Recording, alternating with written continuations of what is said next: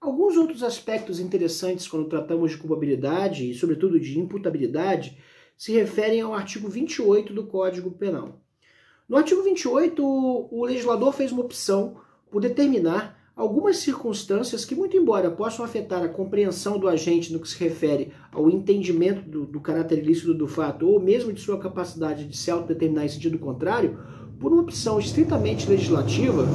e de política criminal, deixaram de integrar o rol do artigo 26 ou, por alguma razão, deixaram de ser consideradas em analogia a esse artigo. É o caso do artigo 28, que fala sobre emoção e paixão.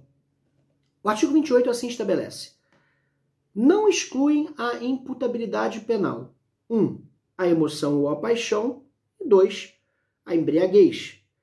voluntária ou culposa pelo álcool ou substância de efeitos análogos. Nesse sentido, quando nós estamos tratando da imputabilidade em decorrência da emoção ou da paixão, nós sabemos que muitas vezes, quando nós estamos tomados por uma emoção violenta, quando nós estamos tomados por uma paixão irrefreada, quando defendemos uma causa muito ardorosamente, ou quando nossos sentimentos sobrepujam nossa capacidade de discernir e de agir de maneira livre e consciente, ainda assim o legislador considera que, nesse caso, a imputabilidade penal será preservada, de tal maneira que a paixão ou emoção não excluirão efetivamente a imputabilidade e, portanto, não excluirão a culpabilidade do agente. De novo, eu quero me referir ao artigo 65 do Código Penal, que estabelece aqui uma redução,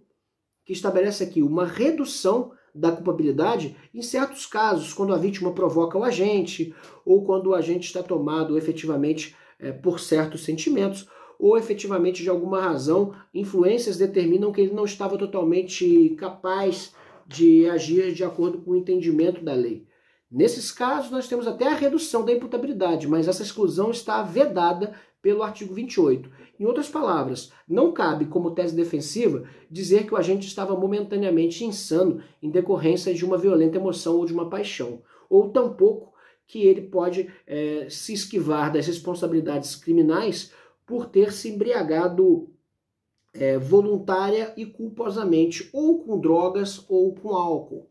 Isso porque, efetivamente, nesse caso, a teoria que vai ser adotada pelo nosso legislador é uma teoria famosa na doutrina, assim conhecida como teoria da actio libera in causa. Ou seja, o agente que bebeu por livre e espontânea vontade pré-ordenou a sua embriaguez e assim praticou o ato ilícito, na verdade, não apenas não fará jus a uma redução de pena ou a exclusão de sua imputabilidade, como responderá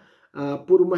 uma responsabilidade mais grave, né, uma causa de aumento de pena ou de agravamento da pena, quando o agente efetivamente se encontra nessa circunstância da embriaguez voluntária. Diferentemente, o parágrafo 1º e o parágrafo 2º do artigo 28, esse mesmo artigo que estabelece as situações ou circunstâncias em que o agente não poderá excluir a imputabilidade, ela estabelece duas exceções a essa regra. A primeira delas, do parágrafo 1º, determina da seguinte forma: é isento de pena o agente que, por embriaguez completa, proveniente de caso fortuito ou força maior, era, ao tempo da ação ou da omissão, inteiramente incapaz de entender o caráter ilícito do fato ou de determinar-se de acordo com esse entendimento. Essa embriaguez por caso fortuito ou por força maior, ela é um dos casos mais emblemáticos de exemplos esdrúxulos do direito penal, né?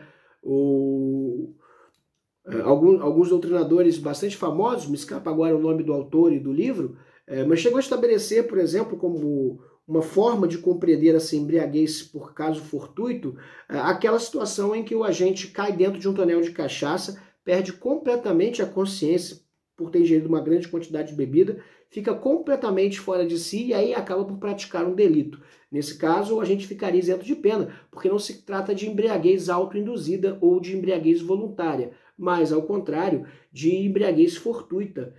ou por força maior.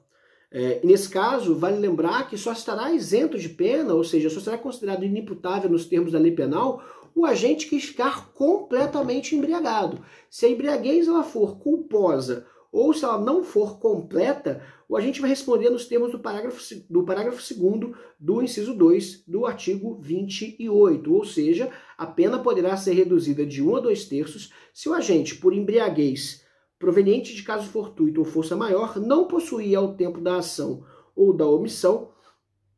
a plena capacidade de entender o caráter ilícito do fato ou de determinar-se de acordo com esse entendimento. Ou seja, é o caso da embriaguez incompleta. Nesse caso, o agente fará jus somente a uma causa de redução de pena,